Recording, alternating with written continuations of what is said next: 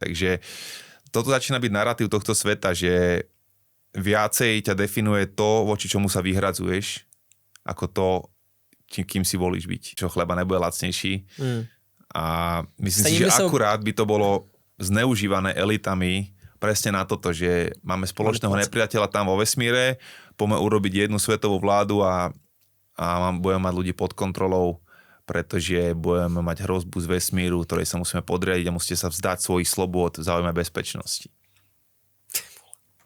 A ľudia, ktorí sa vzdajú svoje bezpečnosti, aby získali nejaké istoty, ktoré sú vždy fiktívne, lebo v našom svete nič není isté, tak sa hovorí, že ľudia, ktorí sa vzdajú tej tej slobody, aby získali nejaké istoty, nejaké bezpečie, tak si nezaslúžia ani jedno, ani druhé. A stratia obidve.